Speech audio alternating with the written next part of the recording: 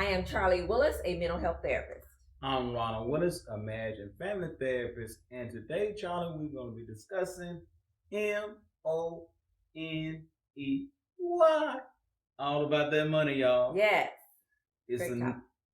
it's a great topic. Great topic. All right, man. According to research, man, it's the number one reason why couples argue. They're arguing about the money, man. Why? Because they have competing goals. There's a lack of wisdom. There's fear, different spending habits, all of the above. Let's watch this clip, y'all. All right, y'all. Hey, DJ Red up in the house, y'all. Doing it, man. Hey. What's going on? Ronald, what are you dancing about now? What's going on? I got that joy, Charlie. That's what I got. Wonderful. Joy about what? Glad you asked. Bam! I got that bowling ball I've been wanting, Charlie, with the Cowboys, the Dallas Cowboys on it. And it only costed $400. That's all it cost. You just wasted $400. This ball cost $600. I saved $200, Charlie. What are you talking about? Ronald, I can't believe you did that. What do you mean I can't believe I did that? I just came from the store trying to get that dress that I was going to get that I talked to you about for the event next week. And I couldn't get it because there wasn't any money in the account. So this is what happened. I can't believe you did that. You don't need a new dress. You got about 200-300 dresses. Why do you need a new dress? Because it's the new event. They won't know it's they won't know it's an old dress, Charlie. I know it is. You don't need a new dress. The bowling ball is more important than a new dress. Come on now. You just wasted money on foolishness. I did not waste no money on foolishness. You know that we're supposed to talk about this. Talk about it's my money. It's my account. I can spend my money on what I want to spend it on. It's our account. It's our money, Ronald. Take it back. Foolishness.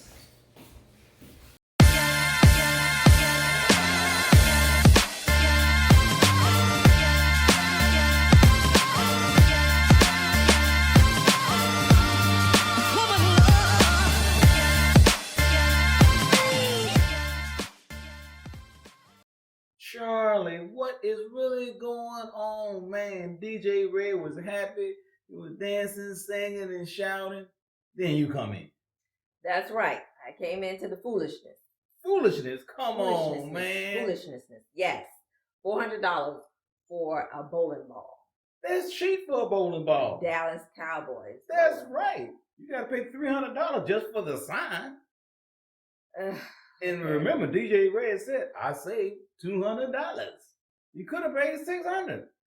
He got bamboozled. Bamboozled. Perhaps. So really, what was going on?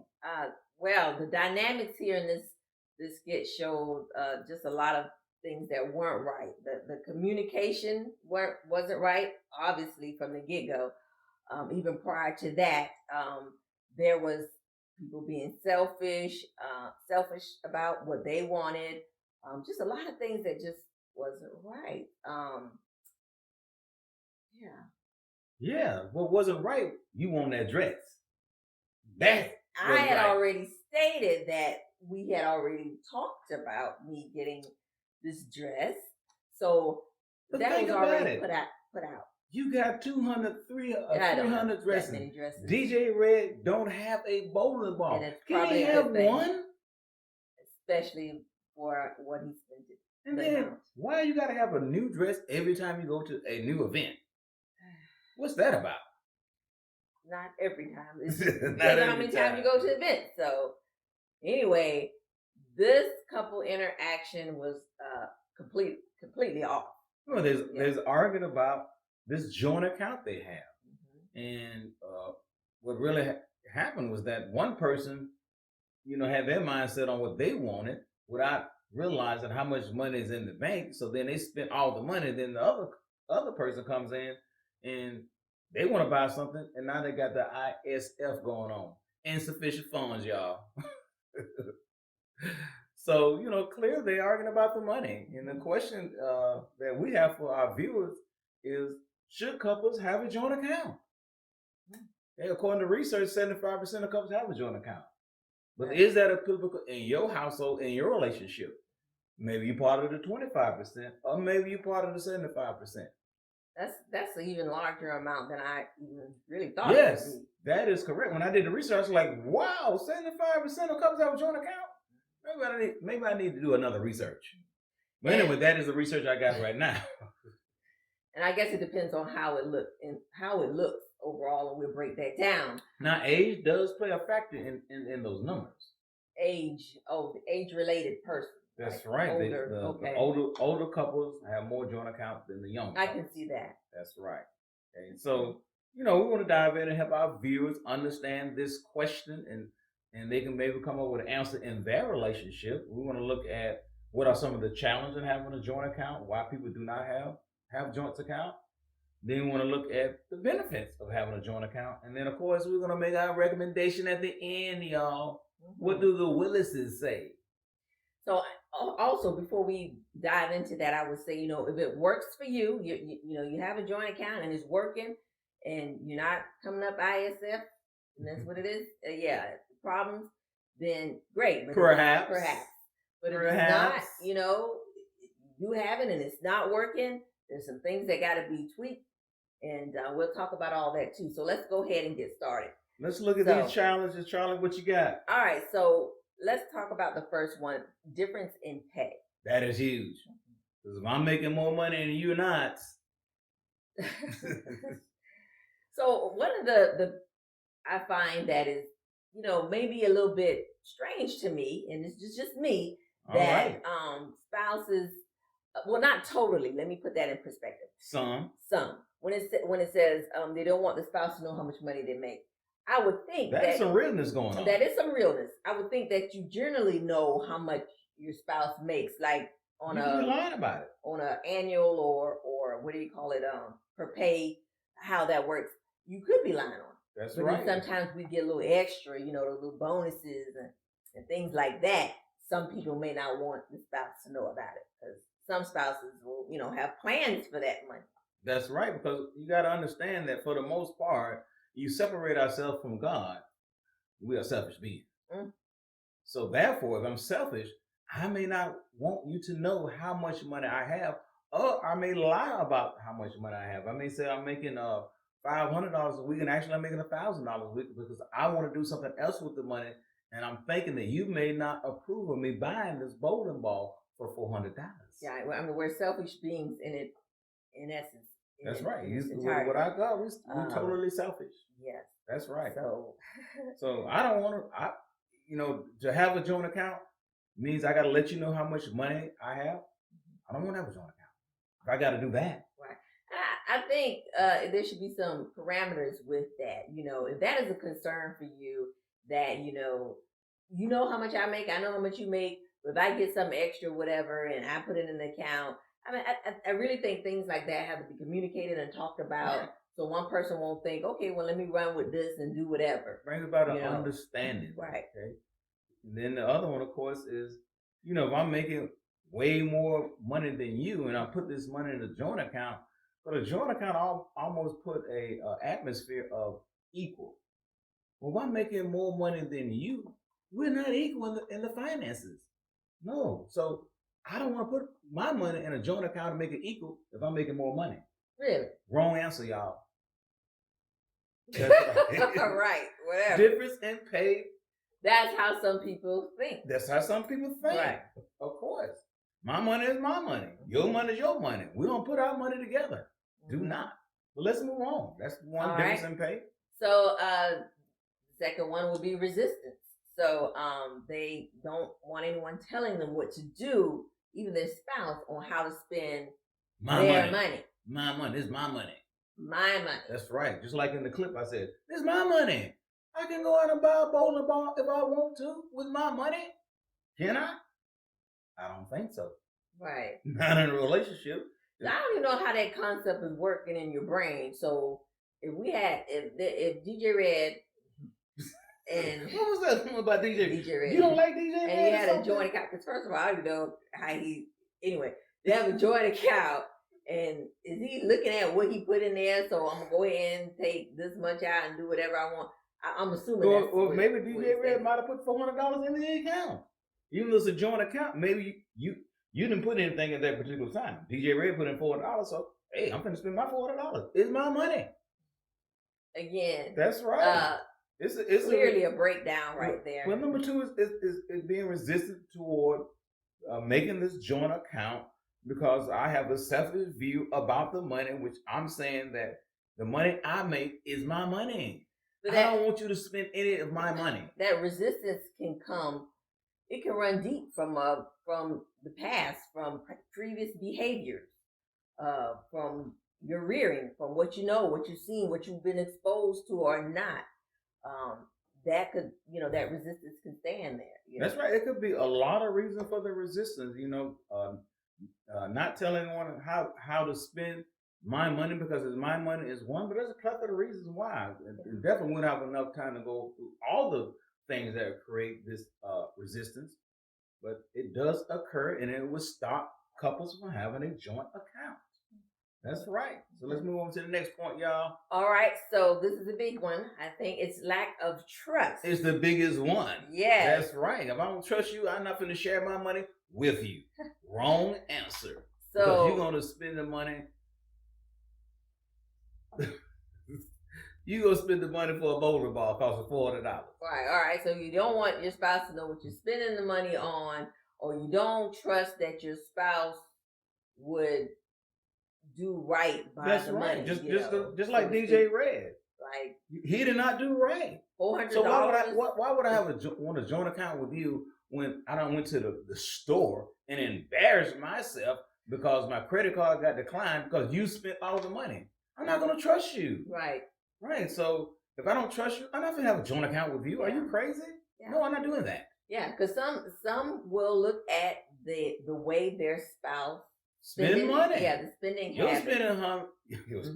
Your spending habits are toe up on the floor and wrong answer about a joint account. Mm-hmm. Yeah. And that right there could say, no, I'm not doing that. No, I'm not doing that. The spending habits are, or that makes me question about even like if DJ Red could go out and pull out $400 on a bowling ball, like is there a budget? At least a whole bunch of.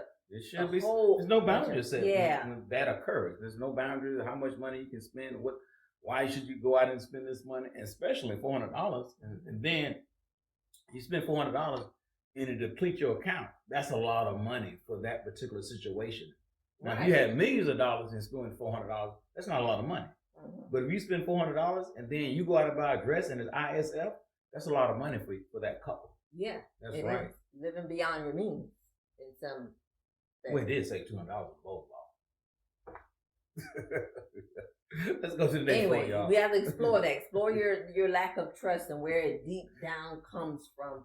Those rooted issues and it could be based on your past, or it could be based on some factor things going on in the current relationship now that you have to solve before you have the joint account. Okay. All right. So the next one, number 4, actually, will be it will create arguments. Just like I just want to avoid even getting into that with you because there's so many other things that are negative for me that will be attached to us having a joint account. I'm not even going to do that. So I just don't, so I won't have to argue with you about it. Right, because you got the first 3 points going on, you will have arguments about the joint account. Right, you do what you do, I do what I do. You got lack of trust, you hesitant about having a joint account, and there's difference in pay. It's going to create an atmosphere for you to argue about it, and especially if it's founded on lack of trust. That will create an argument and a heartbeat. That's right. So, there's some challenges of having joint account. However, there's some good reasons to have a joint account. Right. They are. The joint account. Yeah, that's some good reasons. So let's look at those reasons. All right. Why we should have a joint account. Okay. And then previously the reasons why we shouldn't, there's of course maybe more added to it, but for the sake of time we put those in. Yeah, and that's more a reason of challenges. Challenges, right? Okay. Because you don't, go ahead. That's right. So let's go into why we should. All right. So number 1, our money. Is it our money? It's not your money. It's not my money. It's Is our it truly money. our money? It's our money. That's why you got to put in our favorite scripture to help Gotta us be understand Genesis this. 2:24. That's right, man. We don't quote this scripture so many times, but guess what? It need quoted again, y'all. That is why a man leaves his father and mother and unite with his wife, and they become one flesh. That's right. Our money helps us to draw in and connect as one. It's not your money. It's not my money. It's our money because we are one. Yeah. That's the bottom line. Yeah. Think about what the power of our money and that mind concept can do for your home, for your household, for your life to moving forward to where you want to be financially. That's right. Just think about that. And remember our first challenge, the difference in pay? Mm-hmm. Having the concept and the thought process, our money destroys the difference in pay because we're not caring about the difference in pay. Because regardless of who brings in what or how much is what, it does not matter because this is our money together as a couple. Right. That's right. So good. That's good. I like that. That is a strong reason to have a joint account because it's our money. Let's go to number 2, y'all. Number 2. Now we want to build trust. Actually, this will actually help us in the long run build trust. How will this help us build trust? Viewers want to know. We got a joint account. And we set boundaries in certain ways on how we're going to spend our money and budgeting or whatever. I can see what you're doing, and you can see what I'm doing with the money. So it can build on a foundation of trust. Yeah, because it helps reveal the truth. And respect, yes. It helps reveal the truth when you have money going in the account. You know exactly how much money is going in this account, and you know the spending habits and stuff, right? Mm-hmm. It'll kill the challenge of number 2, being resistant about not having a joint account, and it kills the lack of trust. Mm. It actually builds trust. Therefore, I know how much you are making. Therefore, I know how to react. Okay? Right. And let's look at what our scripture says about this. All right. And building trust, 1 Corinthians 7:4 says, the wife does not have authority over her own body, but yields it to her husband. In the same way, the husband does not have authority over his own body, but yields it to his wife. That's what having a joint account does. It yields spouses to each other to help build the trust in each other. Right. It is so powerful to do and stuff when you have these things going on and stuff, because ultimately, what are the one things you want in your relationship? What is the one thing? Yeah, the one thing you want in your relationship is trust. Right. You want that. Okay? Right. And running away from it, you cannot build trust like that. Nope, you can't. That's right. So having a joint account will help build trust. And the thing about building trust, it creates financial intimacy. That's what it does. It reveals the truth. You become naked in your finances. Ooh, naked. You become naked in your finances. There is no perception. There is no deceit. That's all honesty going out. And I'm revealing it to my partner to let them know this is our money situation. All right. Good. That's good. All right. So number 3, a clear picture of our finances is displayed, and it's easier to pay for our expenses. That's right. I know how much money you make. You know how much I make. We know how much the bills. We can budget it. We can budget it according to how much we make. Okay. And there is no factors coming in where a bill has not been paid. We know. And then we can make decisions on what we're going to do. Right. Like, for example, let's say we want to buy a house. Okay. We can make that decision together now because we know the expenses. But this is what we got to do. This is how we got to do. And as long as we do these things together as a couple, we can put ourselves in a position to buy a house. Right. Yeah. Okay. That's great. So it's easier when the couples are coming together with this joint account becoming one. It becomes so much easier. Right. All right. So number 4 is dispels the power of money. To me, this is the biggest one of all, man. Do you know why? Why? Because people equate money to power. If I make the most money, I got the most power. I can tell you what to do. You can't tell me what to do. You don't have enough money. You're not working. I'm bringing in all the money. I'm bringing all the dough, so I have all the say so. Right. Wrong freaking answer. Right. Ephesians 5:21 tells us to submit to one another out of reverence to Christ. And that's right. It's not about you exerting power over your spouse because you're making more money. Because in reality, more money does not mean more power. It does not. Money does not give you the power to do anything over your spouse. Y'all are equal partner in the relationship, and you're equal regardless of how much money the other spouse is making. Yes. Just because you make more money doesn't mean you have power over your spouse. Mm-hmm. That is so stupid. What do you think, Charlie? But it does. People, they do that. They have that thought process, that I'm making this all happen. Right. This me. This me. That's right. I did this thing. Yeah. Without my money, we wouldn't have this house. Without my money, we wouldn't have this car. Without my money, we wouldn't have this. Without my money, we can't do this. Well, maybe we don't need to do those things. Because the Bible says you should submit to one another out of reverence for Christ. That's what the Bible says.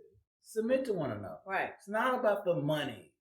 Okay? It's about the love you have for each other. And it does not matter who makes the most money. Or one spouse is not working, the other spouse, one spouse is not working, the other spouse is working. That does not matter. Both of y'all making a contribution to the relationship, and it's not based on who's making the most money. And if you're thinking with the concept of one, I guess you're going to cheat yourself if you do. If you don't fall in line and if you have that concept of this is me, you're going to cheat yourself if you're supposed to be one with your spouse. That's right. Okay? It's a crazy mentality to have. And somewhat is understandable, especially for men, because a lot of times men, we chase money. We chase power. And we equate those two things together. Don't bring that in your home and your relationship. Do not. Okay? Right. So let's go ahead and talk about, and let's give some recommendations on what we think. But before we list those accounts, one of the things I want to say, because I kind of threw in about having a budget and knowing what is being spent. And one of the big things you have to know is if you're doing the household, the budget of the household, and someone's paying the bills, that should be allocated to, both people can do it, but it's got to be structured on who's paying what, or maybe one person is making sure all of the bills are being taken care of. Whomever is stronger in that financial set or has the opportunity to do that. But by having the joint account, you both can still see what's really going on with the money. Right. Okay. So what is our recommendation, Charlie? All right. So the recommendation is dun dun dun. Couples should have more than one account. Couples should have 4 accounts. Okay, Steve Harvey. You already said that. Or you can have more. And we already had this kind of concept, actually. But the one account would be a joint account where you both have your names on it. And that account could be for your household, like stated, Yeah, the joint account bills, should be for a purpose. Okay. Right. Then you can have a savings account to make sure you are saving for your percentage of however you decide what your savings are for. We have more than one savings account, which initially I did not like the idea, but I grew to love it because if we have a savings account for vacation or emergency funds or what have you, it allows us to make sure we go on vacation every year. We specify it. The savings account. Yeah. And therefore, we have multiple savings accounts. Right. Based on the desire to do something as a couple in a relationship. Yes, and you both have knowledge of that account, right? So, and then you can have your own separate account. Your spending account. So if you want to go out and buy the bowling ball, as long as you have the money in your spending account, which you did not have. I doubt he would have had $400 in his or if you want this new dress that account, you don't need, you already got 200, 300 dresses that you barely wear. Now you want to buy another one. He wouldn't have been able to get the bowling account. You wouldn't be able to get that dress. I mean, the bowling, whatever it is. The bowling ball. You would not be able to get the dress. How much this dress would have cost, Charlie? $150. $500-$600. I said $150, not $400. Okay. All right. Then I wouldn't be able to get my bowling ball. You can't get the dress. I don't get the bowling ball. Come on now. Anyway now. But the recommendation is to have a joint account. That is a Right. yes to that question. That Now, wait a minute. there's a however though. If you do have that joint account, and just say you just have that one account, y'all, you okay? No, we're gonna put all our money in that one pot, whatever. You should have clear definitions on understanding of boundaries, how what you gonna spend. If I'm gonna spend a certain amount of money, $100 or more, I need to hey, what is your budget for spending on stuff that perhaps you just want by yourself? Yeah, what that budget right. look And like. then how you tracking that? Because if you swiping and I'm swiping, too much swiping going on. There's a lot of swiping going on. Things can get mixed up because you know how the bank do. ISF. We don't want that. Yeah, be pending and then they catch up on you. Okay. So the answer the answer to the question is yes. Okay. But I got a clause in there. I got a disclaimer there. Okay. There's a yes, but there is also a however. Okay. And we talked about our challenges of having a bank account. And I would say the difference in pay, yes, have a joint account. You need to get over that. Okay. If you're hesitant, resistant toward having a joint account, I would say yes, get over that. Okay. But lack of trust, many to build before you can have a joint account. That is good. So if you have lack of trust, then I would say at this particular time, there's a no to a joint account. Okay. And then you want to work on building your trust up in each other. And then once you do that, then you go forward with having a joint account. Because if you have lack of trust, okay, and you have a joint account, and the lack of trust got to be based on factual, not based on a thought process. Well, I can't trust my spouse. Well, why? I don't know. I just don't trust them. That's not lack of trust based on factual. Right. Okay. So the lack of trust got to be based on something they have shown in the relationship that let you know that, hey, you spend money like this, I can't trust that pattern. Yeah. That pattern has to change. Let's have a joint account. Yeah. So some deep conversations, some courageous conversations have to go on, and some planning, definitely. That's right. But we definitely saying yes to joint account, and also have separate accounts, and then also have a savings account. In accordance with how Steve Harvey put it down on that show that you watched, that I did not watch. Charlie watched it. She told me, y'all. Anyway, great conversation, great topic again. Thank you guys for joining us. If you have any questions or comments about this topic or more, just go ahead and comment below.